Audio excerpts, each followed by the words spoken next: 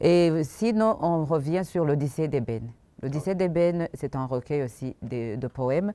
Là, vous montrez votre position, vous affirmez que vous êtes un homme du monde, un citoyen africain, mais un citoyen burundais.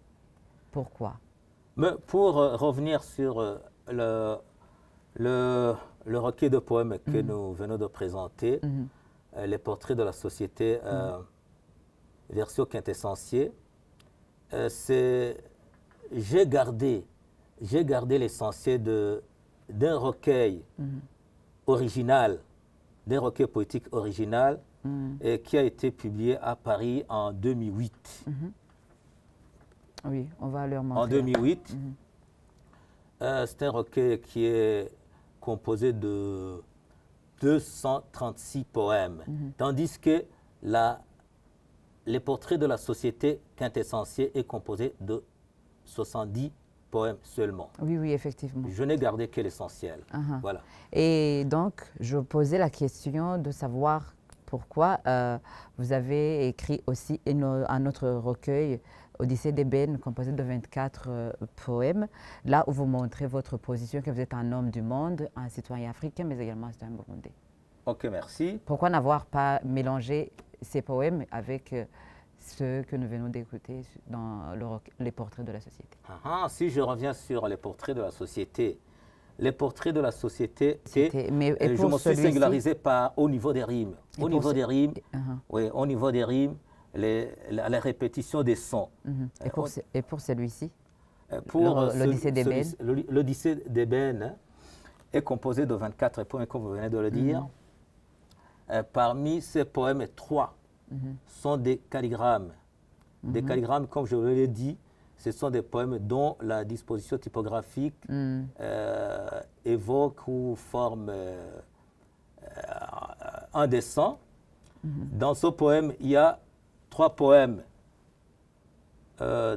sur lesquels d'autres poèmes sont fondés. Il y a par exemple mon Odyssée. C'est un poème qui a une forme du globe terrestre. Le deuxième poème, c'est le berceau de l'humanité. Oui. C'est un poème qui a une forme de la carte d'Afrique. L'autre poème, c'est un poème qui a une forme de la carte du Burundi, cœur d'Afrique. Voilà. Effectivement. Alors là, je souligne à ceux qui suivent notre émission que vous avez juste voulu lancer un plaidoyer surtout en faveur de l'homme noir qui, dans nos voyages malheureux, doit prendre fin. Et pourquoi le constat? Le nœud de la composition de ce recueil de poèmes, comme vous le savez, en partant d'un poème de ce calligramme, berceau de l'humanité. L'Afrique est un continent qui a connu les périodes, je dirais, sombres. Si je pars du commerce triangulaire ou de la traite négrière, oui. Les nègres ou les noirs étaient enchaînés et déportés en Amérique pour servir de main-d'œuvre. Oui. Après, l'Afrique a connu aussi la colonisation. La colonisation,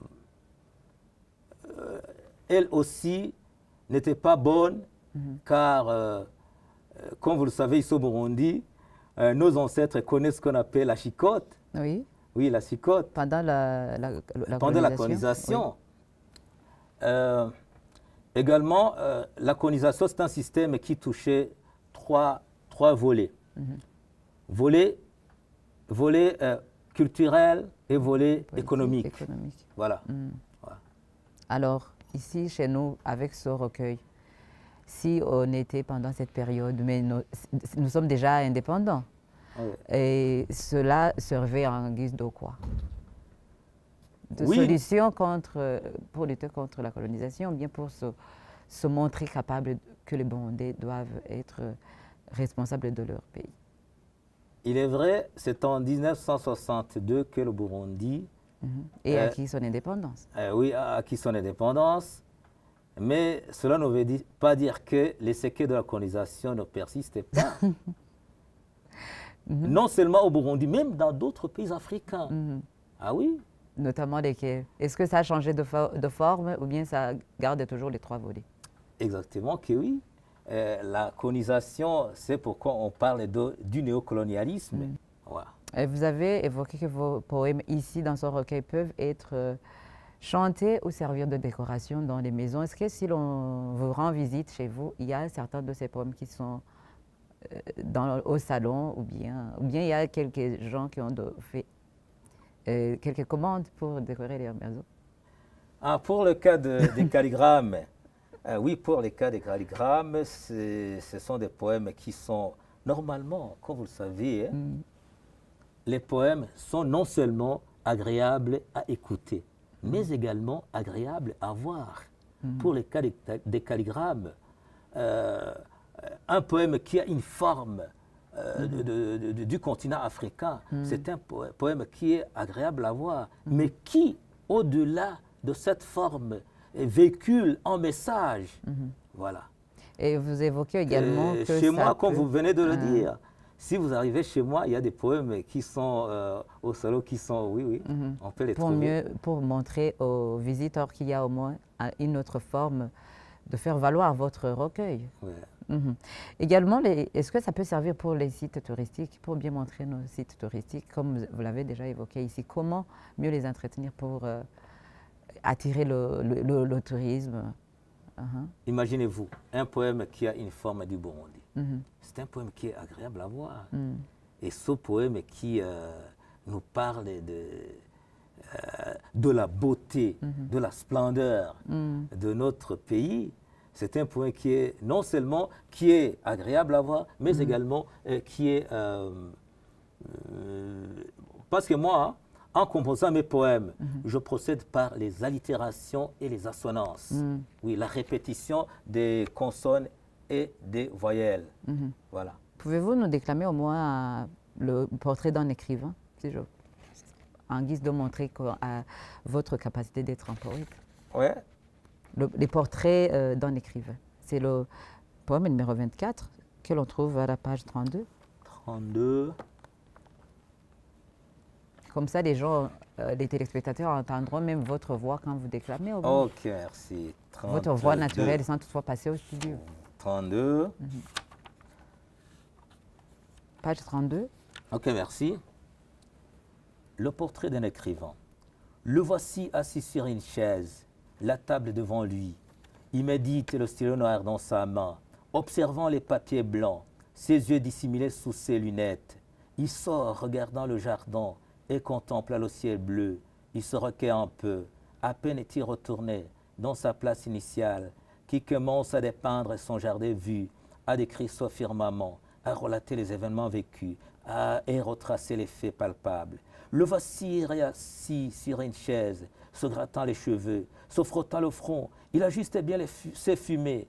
Il met ses boutons. Il ajuste ses longues manches. Ainsi continue-t-il sa noble tâche.